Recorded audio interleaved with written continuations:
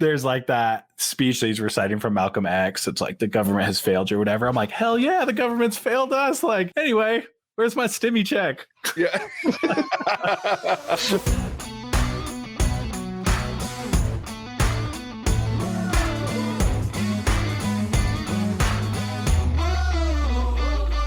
Welcome to the What's Our Verdict podcast, where we fashion ourselves cinematic judge and jury. My name is JJ Crowder. I'm here with my co-host, Javier Ortiz. What is up, my nerds? And Ian Anderson. Some shit. You ever find yourself wondering if you should spend the time, money, or both on a movie? We're here to answer that question for you. Each week, we put a movie on trial, discuss the facts, pass judgment, and let you know our verdict. We appreciate any help growing the podcast by hitting that follow or subscribe button. Tell a friend about us. Go check out our website and subscribe to our email list for exclusive content and updates, which you can do at whatsourverdict.com. Leave us a review, Podchaser, Apple Podcasts. We appreciate that. It does help grow the podcast as well. Today we are reviewing Judas and the Black Messiah. It was released February 12th of 2021. It was written by Will Burson and Shaka King and directed by Shaka King. It stars Daniel Kaluuya, Lakeith Stanfield, Jesse Plemons, Dominique Fishbach, Ashton Sanders, Algie Smith, and Martin Sheen. It tells the story of Fred Hampton, chairman of the Illinois Black Panther Party, and his fateful betrayal by FBI informant William O'Neill. If you guys haven't listened to us before, we'll go through and give our thoughts about the movie, and at the end we'll rate this movie on a 0 to 5 scale, 0 being crap, 5 being amazing, and let you know whether you should watch this or not. If you haven't seen this movie, now's the time to back away, go watch it. We are going to spoil it. We do have a spoiler-free review that you can check out on YouTube or Facebook at What's Our Verdict. So go check that one out and then come back and pick up where you left off with this after you've watched the movie. With that being said, we're about to spoil the shit out of this thing. So if you're okay with spoilers, hang out. Let's dive into this thing, guys. Yeah, this was a heavy movie. There's a lot to this movie that was going on from start to finish. And I knew it was going to be, but I don't think I was prepared for quite how well it was going to be made, to be honest. I wasn't sure how intense they were going to make this because like I was familiar with the story of Fred Hampton. I mean, as familiar as I think anyone is before like having a movie thrown in your face and be like, okay, how much do I really know about this, right? So I'm like, I knew that it didn't have a good non-violent ending, but I was not prepared for like just how intense and I keep saying violent, but I mean, it was violent, but it was also like intense. Like there's just so much going on. I wasn't prepared for that either. Yeah, it was very, very intense and there was a tension from start to finish. Even like the calm parts are very tense because you kind of, like you said, Javier, I mean, I was aware of Fred Hampton. I knew what happened to Fred Hampton. I knew more or less, how this movie's going to end. It's not like they're even quiet about it in the preview because it's one of those things that's out there. And hopefully, I'm sure there's a lot of people that have no idea who Fred Hampton was or what happened. Yeah, I mean, I was aware and I knew who he was, but I also, for me, just they using that knowledge ramped up the tension throughout. Like even the quiet moments that to me felt like shouldn't be tense, like it was like they were harder for me to watch because I knew exactly what was coming. So Ian, you didn't know who Fred Hampton was? No, this is not an area that I have much knowledge on. So for me, it was, I've already compared it in the non-spoiler one to kind of how the trial of the Chicago 7 came off for me too, where it was super insightful. I learned a lot of hard truths. And again, it made me want to know more and better understand what was going on. So after both these movies, the first thing I did was start searching stuff and start learning more about what went on, what's like Hollywood, what's real. And a lot of this movie is spot on with what I could find and kind of read further on. So I'm glad I got to watch it. It brought a lot of information that I didn't have before. So yeah, it was great for what it did. Can I do my gun plug?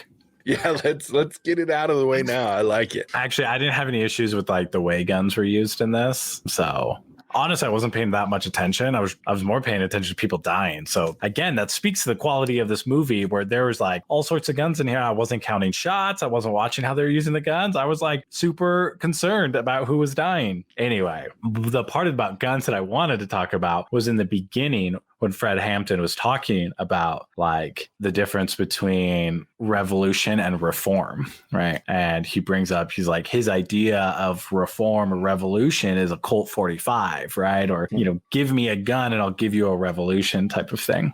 And I always find the idea of like gun control and guns and like the oppression of minorities really interesting because you have, for example, you have a gun control bill that's been proposed to Congress right now that would make it super, super expensive to own a gun. Right, we're talking like $800 insurance, crazy taxes on guns and magazines. Like the guns that I own right now with the proposed taxes would like double or triple the cost of my gun. Right. Mm-hmm. So basically making it impossible for any lower income people to own guns. Who are the people who are targeted by police and violence more often than not, right? So the people who could really benefit from a firearm are losing access to it. On top of that, this same bill, like if it were to pass tomorrow and I didn't comply, I would face like 50 years in prison and like $300,000 fines, right? No. Crazy stuff. But anyway, like this idea that you have these people who like, I support minorities, right? Like you have all these people who are like, I support Black Lives Matter. And then they turn around and say, I support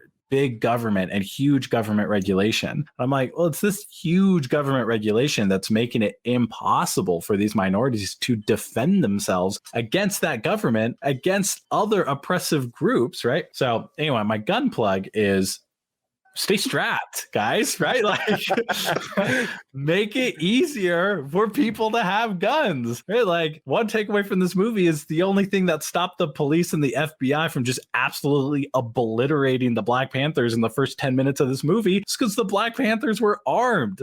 So anyway, that's my plug. I'd love to see more people with guns. That's all I'm saying. Also, one last plug. Utah just passed a law that enacts in May that if you're 21 and over, you don't need a license to conceal carry. So if you want to be able to carry a gun without having to have a permit, come to Utah. Also, the economy is great here. There's jobs for days. So we'd be happy to have you. Schools are questionable, but you can carry weapons and you can get a job. You can even carry weapons into school here. So I know it. Well, I mean, only if you're 21. And if you're 21 and still in high school, there's a lot of other things you need to reevaluate in your life.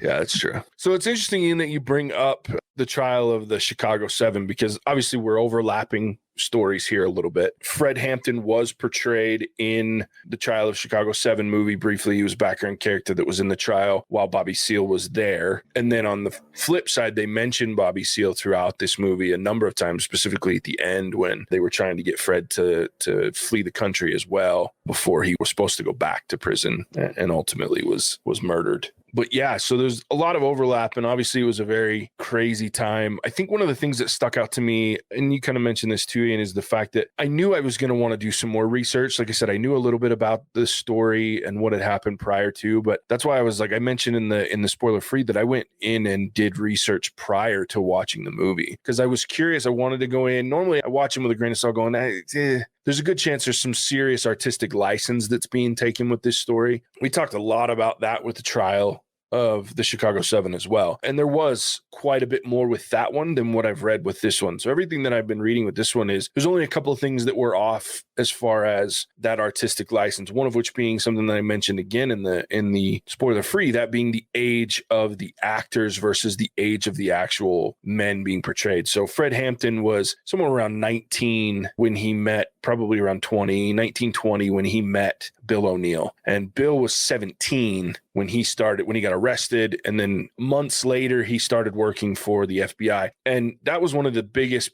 the other big ones is that Bill O'Neill actually didn't steal a car from whichever group the Crowns. The Crowns. He didn't steal he and a buddy got drunk at a bar and decided to steal a car as they were leaving, got in an accident with that car, got arrested because of the accident. And then months later, like 4 months later, he was contacted by the FBI agent to then come in and end up being an informant for the FBI, Roy Mitchell. So it was months down the road before he was ever contacted about that. And so he wasn't like this premeditated running around pretending to be an FBI agent. It was something that they did as they walked out. They stole a car as they walked out of a bar getting drunk, him and a friend. So that was a big way less exciting. Yeah. Of course, you got to do something different.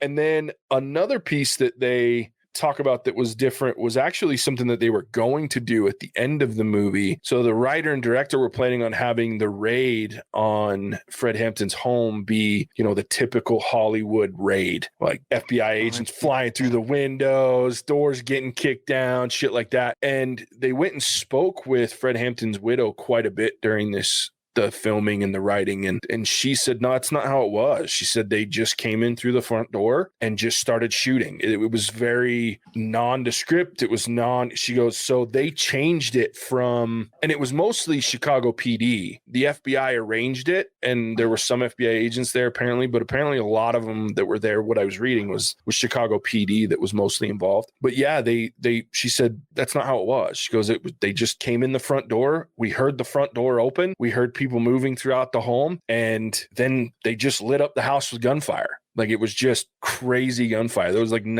they said in the movie at the end, there were 99 bullets fired by the FBI and Chicago PD and 1 by the people in the home. So. And then they're like, how dare you shoot at us? And then it charged them for attempted murder. Like, what a bunch of pansy ass bitches, dude. Like, unbelievable. I think you read the same article, JJ. Because it was kind of interesting. Yeah, I read 3 or 4. Another one that they talked about was, so they played a lot with J. Edgar Hoover in this movie. And to be honest, up until that point, up until they were making this movie, so they wrote in, the guy was saying that the director was saying that they included J. Edgar Hoover a lot more than what they knew he was actually involved. They didn't know. Nobody knew how much he knew. Now, J. Edgar Hoover was a real piece of shit. This guy was into everything, as we found out after he passed away. And, that's one of the biggest things involved. But J. Edgar Hoover, they just put it in there because it would play better on the movies. They had no confirmation that he knew, but they found out later, after they had filmed the movie and screened it and all that stuff, they got confirmation, I guess, that he was aware of the raid. He did give the go-ahead, so he was very involved in it, but they didn't. So they thought they were taking some artistic license, and then it turns out that they got confirmation later that he did know. So interesting factoid there as well. So the other one that I saw was with the Alex Rackley murder. I don't know if you read on that, because I was trying to find, I found that he was accused of being an FBI informant, but did you find something that actually, because they leaned into that a lot in this movie, and I was kind of curious if you guys found anything more about that. So full disclosure, I didn't do any research because I'm still furious. So I have no idea what you guys are talking about, but I'm finding this very intriguing. Yeah. What Ian's referring to is the guy that they were protecting in the Illinois chapter of the Black Panthers that was supposedly had killed an informant and then was running because he had killed the guy. But it turns out he was the informant that they were then sending on the road trip to different Black Panther outposts on the run, supposedly on the lam, for killing an FBI informant when he was the real informant. So the movie leaned into him being set up by the FBI to be just like Bill O'Neill, only he was traveling the country to the different chapters of the Black Panthers and giving the FBI an in at each one of them. Like, they did a raid. That's when they did the raid on the Black Panther Illinois chapter, was to get him, quote unquote. So I, like you, Ian, when I did my research, I couldn't find anything that 100% confirmed that he was. Everything that I read either said, it's speculated and he's accused of it. And then there were some where they were saying that certain individuals have come out and said that definitely he was. But from everything that I've read, that there was no FBI confirmation that he was, like there was with Bill O'Neill. Gotcha. Okay, maybe you guys can tell me a little bit about this. So the government admits fault, settles to a lawsuit for less than $2 million 12 years later, right? Does anyone go to jail? Because there's multiple murders. No. Okay, so the government admits to multiple counts of murder and conspiracy and attempted murder and whatever else is the list of lawsuit charges, and they say, here's $1.8 million, can you leave us alone now? And now there's people alive today who believe that same government should have more control and more power over the people. I just want to make sure I'm following the timeline of events up until today, so I can better understand the absolute dog shit that is being fed to me. I just want to make sure I'm following this correctly. Yeah, you are correct. Okay, great, cool. Love education. I love learning new things. You people are absolutely insane. I'm sorry. That's it. I'm done. It's cool. That's all the political stuff. I'm sorry. I'm done. Just, you people are hypocritical and insane. So. Just talking about learning new things, one thing I did go and look up that was really interesting to read is, I can't remember what they call it, but their 10-point, I can't remember what they called it, but it was like 10 points on like how they view the Black Panthers, what they think should happen, and kind of also what they believe. And I feel like if you haven't had a chance to read that, I think it's very interesting to read. There's some points that I was like, yeah, 100%. There's others that wasn't quite as on board with, but I feel like it shows a lot more about who the Black Panthers are than just reading and taking everybody's opinions. So super interesting stuff. Oh, that's cool.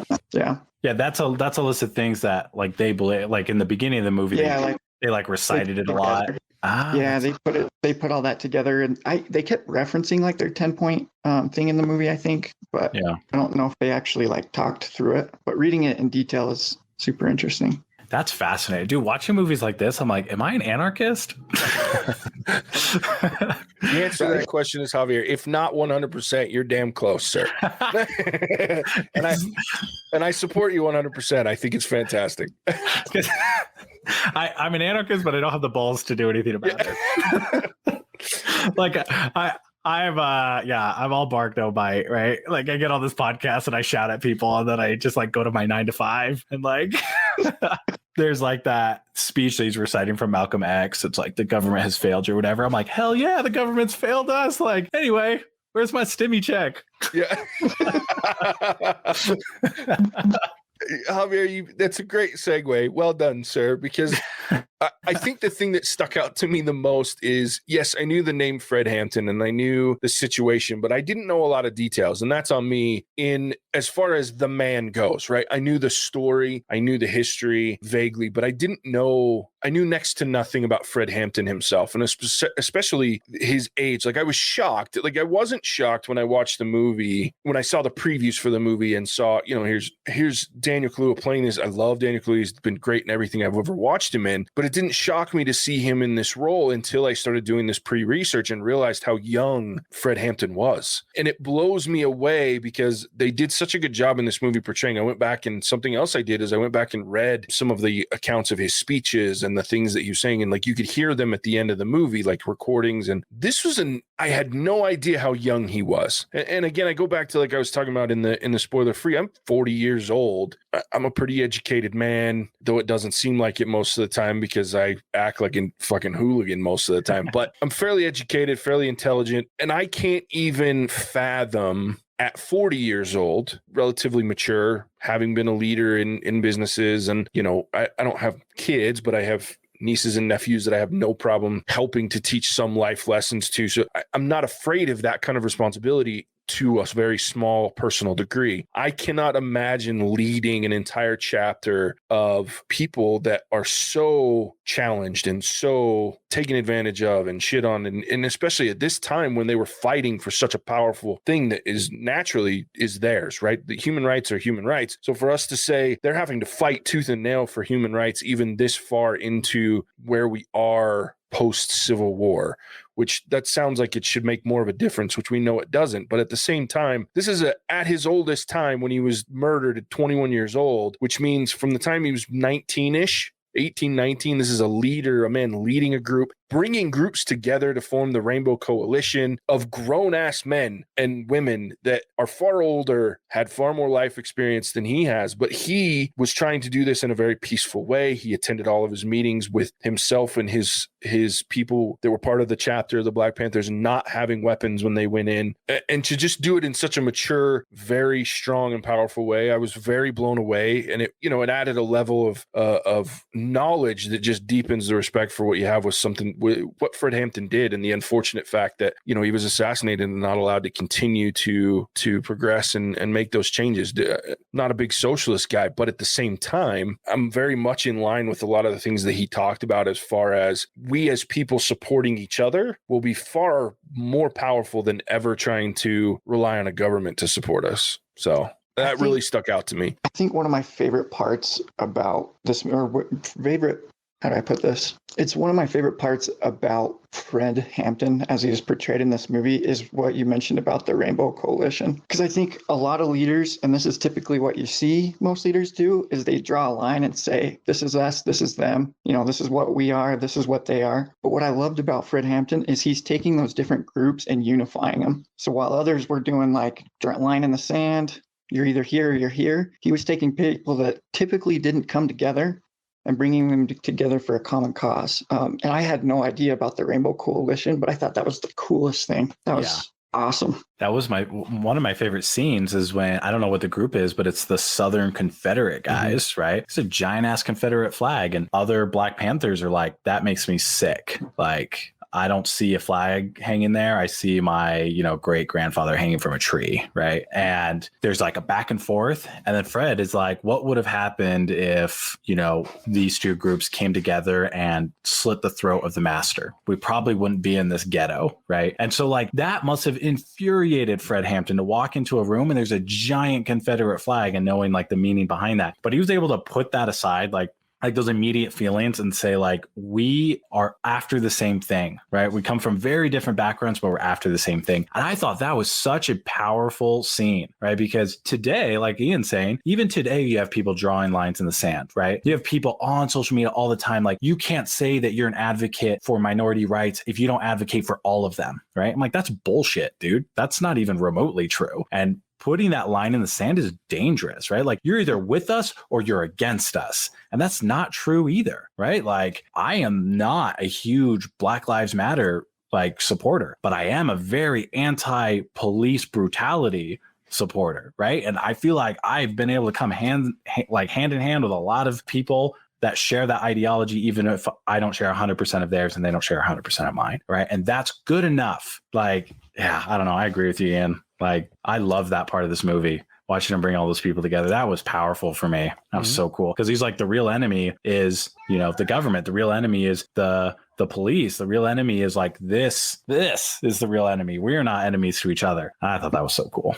I'm with you, Javier. And I think for me, one of the things that stood out is kind of what you're talking about. For me, the big poignant piece of that was Fred Hampton didn't look for, and specifically in that situation, that's the one that stuck out. I guess there's two that really stuck out to me. And that was obviously the really divisional piece that you expect to be difficult was when they went into, these guys weren't white supremacists. I don't want to say that. These guys were Southern white, which everyone leans into and go, oh, they're racist, pieces of shit. Well, that's not necessarily true. It's unfortunate their choice of banners. It obviously wasn't true, right? Because Correct. They invited Fred and the Black Panthers to speak at their little, I'd say it's a conference, but do rednecks have conferences?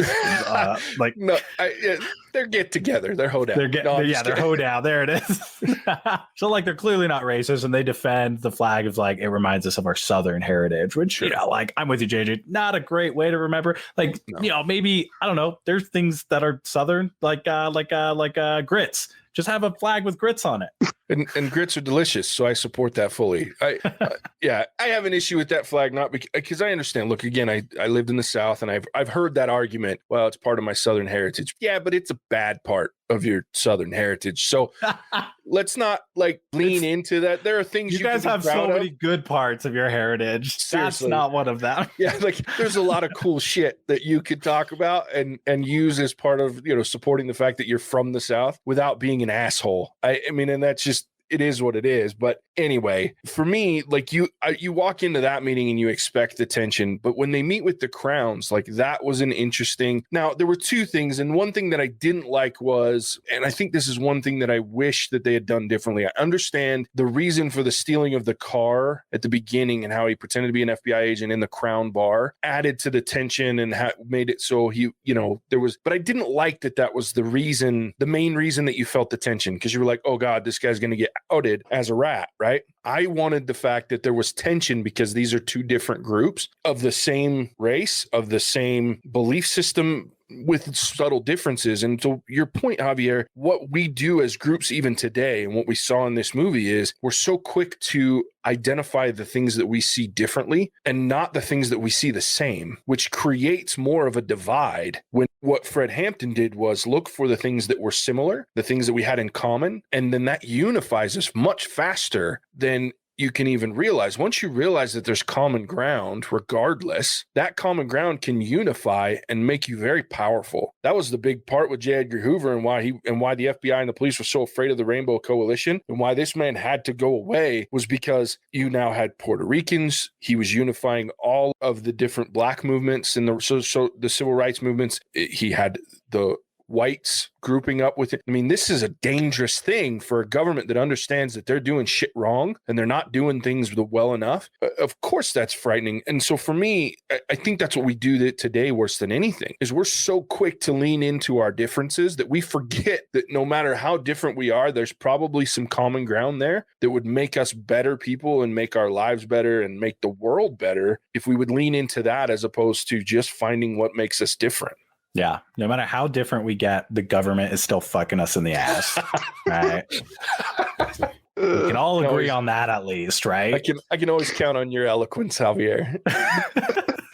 Just to sum up that beautiful speech that JJ just gave. It's amazing. Amazing. So let's talk quickly then about Bill O'Neill, because I think Wild Bill. I think there's a couple things to discuss that really hit me with this movie. And I think one of them is, a lot of people are going to villainize this guy. And don't get me wrong, he did shitty things. But we also, again, forget that he was 17 years old when he got recruited by the FBI. He was getting paid. We saw back then the equivalent of $200,000. There's no denying that at that time, that's a huge amount of money today. But back then, and considering where he came from, where he grew up, west side, south side, wherever, side of Chicago, in the ghetto and not in great circumstances, plus to the point that we find out later, and in my research, that this FBI agent, Roy Mitchell, was very good at recruiting informants. If I was reading right, they say he had up to anywhere from like 9 to 12 active at any time within the Black Panther movement. And a 17-year-old is very easily influenced with money, the idea of being able to move up in stature and status, get out of the slums, get out of the ghetto, move up in the world. He did talk about the fact that he was invited into the man's home. I just look at this and I feel bad and they did a good job in the movie portraying the fact that he was very dual-minded and felt trapped. I don't know. I think it's an interesting perspective to think of. And yes, what he did was wrong and it should never have happened. But at the same time, like, I can't sit and 100% say I don't understand either. That'd be very hypocritical of me to say that I can't see why that happened. I liked the contrast between O'Neill and Hampton, right? Because you have O'Neill, who's facing 6.5 years in prison, right? Or he can inform on the Black Panthers and, eventually, like, he kills Fred Hampton, like, he gets really involved. You have Fred Hampton, who's facing 5 years in prison, and the Crowns give him money to basically leave the country, right? So you have both men facing prison time. Both men are offered money, and they both react basically polar opposite because of what they believe in, right? You have Fred Hampton, who's like, no, let's build a clinic. What's 5 years? I'll go to prison for 5 years if we can build a hospital that can help the people. And you've got O'Neill, who's like, yeah, I'll go inform on these people that you are convinced are a terrorist group. And he's like, to be fair, he struggled with like murdering Fred Hampton, but he still went through with it, right? So I just thought it was really, really cool, that contrast between the two, even though they're put in like pretty similar situations, and like how one's anchored in a belief system and one's not. I agree. That's a great point. One thing I wanted to mention, this is a little bit lighter, but I did want to bring up the scene where he's with his Black Panthers, O'Neill is, and they get him back into the car, and one of the Black Panthers grabs his gun from the glove box and holds him at gunpoint, and they get him to tell him that he hotwired the car and then make him hotwire it in front of him, and you can just see in his face, like, I really hope this works. I really hope this works. And then your relief that like is so obvious when he starts the car and he's like, yeah. They're like, well, how do you have the keys? Oh, I had my buddy hook me up with the changing the lock. You think I'm just gonna stick a screwdriver in this thing? Are you kidding me? Yeah, because he's got to get women and stuff like that. Yeah. Well, sorry, that's what I meant. No, that's a great scene, because that's what I meant in the spoiler free of like, I didn't know who I was rooting for, because I did feel relieved, right? I'm like, oh, dude, this guy almost died. But like, if he had been discovered and shot at that point, Fred Hampton, well, I don't know if he'd still be alive, but he wouldn't have been killed by O'Neill, right? So like, for some reason, there were times like that where I was rooting for O'Neill, and I have no idea why, because I'm obviously on Fred Hampton's side this whole time. I like that they also showed, this wasn't doing research, a super interesting fact that I found, that at one point, I believe it said 60% of Black Panthers were women. And so there was a really strong presence by women in the Black Panthers. And I like that's that why they're so well organized. Yeah, no kidding. True. And since we're on that topic, let's talk about Dominique Fishbach, because she played Deborah Johnson, the mother to Fred's kid, Fred Hampton Jr.'s mother. That performance was, bar none, my favorite performance in this whole movie. This woman, like, just killed in this movie. Like, it was amazing how emotional, like, I think watching that performance, like in every part she was in, like, you believe that she's this shy girl that's in awe and yet not afraid to say, you could do better at what you're doing so well. Let me help you. Like, but still just in awe and have a deep respect for what Fred Hampton was doing. Like, and then to watch their relationship develop, and that she stands by him, and that he obviously loves her and she loves him, and they're having this kid together. And some of the moments that, for me, like, in a lot of times I go, this wasn't necessary. Like, I feel it just added so much to this movie. And again, I think she far and away stole the show in this movie and was really, to me, the backbone. And it's really interesting to me. And I love that she got portrayed so well, because most of the story comes from her. She's still alive. Her son is the Illinois Black Panther Cub chairman, and still fighting that fight today. I think it's fantastic. What did you guys think of that performance from her? Way better than Project Power, that's for sure. Oh yeah, for sure. I thought the relationship, I think I was the same way, JJ, where I was like, man, this movie could be shorter if we just cut all this stuff out. But it was like a slow burn, right? Because that made the raid at the end that much worse, right? Knowing that she was pregnant, she was sleeping with Fred Hampton, who was already dead, right? Like, that scene of her like trying to wake him up during that raid, like, that would not have been as powerful if they didn't spend enough time building their relationship together. So I'm glad that it paid dividends in the end. While I was watching it, though, I was like, while it is a good performance, let's get back to the bribing people and killing people. I thought she did a great job, but as far as like the performances that really made this, I absolutely loved listening to Fred Hampton when he was doing his speeches. In fact, I had his voice in my head, like chanting for the past 2 days since watching this movie. So it's just like stuck. I am revolutionary. Yeah.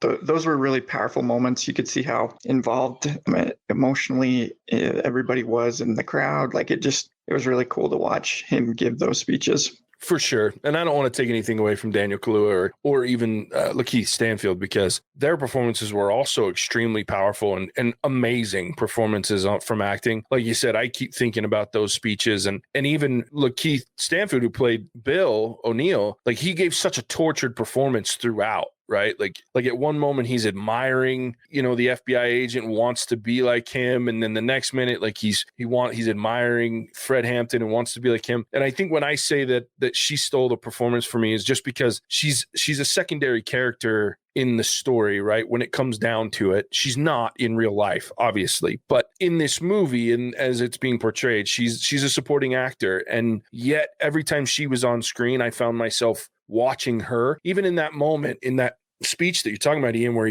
I am a revolutionary. Like, I watched her whenever she was on screen, and the tears are going down her face, and she's, she can see the improvement in his speeches that she's helped him get to. Like, watching her made them that much more powerful to me. So I just really liked what she did. But the acting across the board in this movie was absolutely phenomenal. Oh, yeah. No, I agree with you. I fully agree. I just wanted to bring up those speeches because they were powerful moments too. Even like before they were like scripted or like she helped him, like one of the very first ones was so cool. Like the one where they make the analogy of the fire burning and not to confuse us for the ones who lit the fire. I was just like, man, that packs a punch, dude. Well, and 21-year-old kid, it's insane to me. Like, because those speeches came, like, they were things that were, that he said, like, they came from actual speeches. It wasn't like they wrote these for the movie. Like, these are things that actually happened. So I go back to, it's just amazing. One thing, Javier, that you said a couple times, and I just want to touch on it because it was one of the last thing that came up in my research that was a little different from the real life situation. And that was O'Neill did drug Fred Hampton, but he only drugged him to sleep. And in the movie, they show Fred not waking up at all. He's just laying there in the bed as the raid happens, and then he's shot at the end. When they talk to his Right. Oh, she changed her name and I'm kicking myself. But Deborah Johnson, during the interview, she was shaking him during the raid as the gun. And then she says that he sat up and looked at her and then laid back down because he was just so heavily sedated by whatever that powder was that O'Neill put in his drink. So he wasn't poisoned. He was just sedated so that he couldn't run away from the raid. Because if he'd have heard it, they could have gotten him out of the home, but they needed him to be there so that he could be killed. So they do mention that in the movie where he's like, you watch too many movies, it'll just make him sleepy. I thought he was dead. So when they walked in and said, I think he's gonna make it, and then fired off 2 or 3 shots, that was them killing Fred Hampton. Correct. Okay. So while O'Neill was very directly involved in his death, he wasn't the one that killed him per se. He just made it so that he couldn't escape the raid, which then in turn obviously allowed them to kill him in such a way. As they say in this movie, he wasn't the trigger man, but those are just semantics. Exactly. Well, we've talked a lot about this movie. You guys ready to rate it? Let's do it. Yeah, let's do it. I'll kick us off. Man, this movie is so good that I would just be remiss if I didn't give it a 5. It's one of those things where when I watch it, it's so well done. And I think it's even better. Like I enjoyed, since we've mentioned it and it's very relevant to the story, the Trial of Chicago 7 was very good, but this one is to me just a little bit better. And I think that's because it is so heavy and yet it tells this story and it leans very much into the very important parts of this man's story to me. The fact that he was a unifier and he was very charismatic and very focused on the right things. The fact that he actually did give up money in order to start a free clinic and he hosted the meals for these kids and all of this was his focus. He united, different races, racial groups in order to better the community and the place that he lived in for Chicago and Illinois as a whole. Just amazing to watch this story. On top of that, the acting is some of the best I've seen in a long time. If there's not names in Oscar talks and things like that at the end of this year for this movie, I will be very disappointed. I just think this needs to have some of those talks because the 3 main actors were amazing. And when you have Martin Sheen in a movie, even as little as he was in it, and he's the last actor I talk about, that those performances were fantastic. So great acting, very intense writing. The soundtrack was amazing. Javier, we mentioned it in the spoiler free. We didn't talk about it in the deep dive, but the music was so great because, like you said, the fact that jazz music is playing in these tense moments and yet it adds to the tension. Oh, such a great soundtrack to me and score. I just really enjoyed this movie. I will watch it again. There's no question about it. I think it's well done. It'll be a minute because it is heavy, but I think you should, if you haven't seen this movie or you didn't have plans, you should go out and watch this movie. It's a great movie. So again, a 5, and I will watch this movie again. Ian, what about you? I'm definitely in the same boat as far as rewatching. Like I'm gonna need a little bit before I see this movie again because it is so heavy and there's so many injustices and it's not your happy movie. You learn a lot, you see a lot, and as you said, the acting was phenomenal. I really enjoyed how well they did at taking the actual events and portraying them as accurately as they could, with maybe 1 or 2 really small exceptions. And that's probably what I like most about this movie is it took something that I wasn't aware of and presented it in a way that was not only entertaining, but also very informative and encouraged me to go and learn more. So I think as I look at it, I'm going to say 4.5, just because it is one of those I usually watch movies to kind of get away from this kind of stuff. But it's just very heavy movie. So be prepared for that. Javier, bring us home. Honestly, I'm exactly in line with Ian, right? Like this is an incredible movie as far as acting and, music and accuracy and just like what it makes you feel. But I typically don't watch movies for that, right? Like I watch movies because I have had enough of the bullshit that I call life. That's why I like Jurassic Park, because it's just so far-fetched. It's just never going to happen. It's just a nice little getaway for me, So, I mean, with that, I think I'm going to copy Ian again. I'm going to give it a 4.5. Like incredible movie. The 0.5 is just because like I typically just don't watch movies for the reason that this movie was made. I'd watch it again, But I'm with both of you guys, like, not for a while. And honestly, one of you guys is probably going to be like, hey, I'm going to watch this movie again. Do you want to watch? And I'd be like, sure. You know, like, I don't think I'm going to go out of my way to watch it, but I'm not opposed to watching it at all. It just makes me so mad. Jeez. Like, it just makes me so angry. Anyways, yeah, I'd watch it again. 4.5.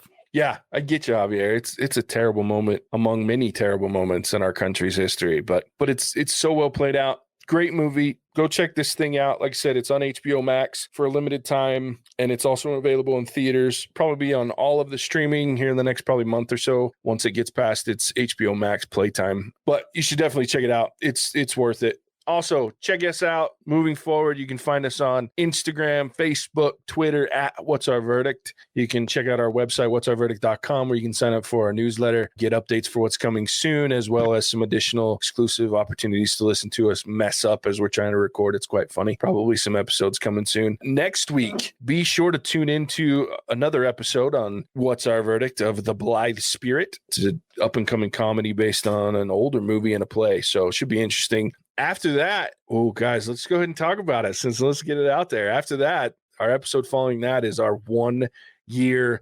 release. Guess what we're going to do, guys? We should just have people guess, right? We should have people guess, but I think if they've listened, well, I guess we'll know if they've listened to us because we did say we were going to do it during an episode. We'll talk about it next week. That's fair. So we want to guess. We're doing 1 year. March 1st will be our 1-year release, literally to the date, March 1st. We want to know, what's your guess? What movie are we watching for our 1-year celebration? Hit us up on Instagram at What's Our Verdict, Facebook at What's Our Verdict, Twitter at What's Our Verdict. Let us know what you think it'll be. Email us at hosts@whatsourverdict.com with your guesses. Yeah, we'd love to hear your guesses. What are we gonna be reviewing? And we'll definitely let you know next week what that is, but we'd love to hear what your guesses are. Yeah. So that is that. We appreciate you tuning in. Go check us out. Let us know if you have any recommendations for what to watch. Leave us a review, and we'll catch you on the next one. Bye-bye now. Cinemagic out.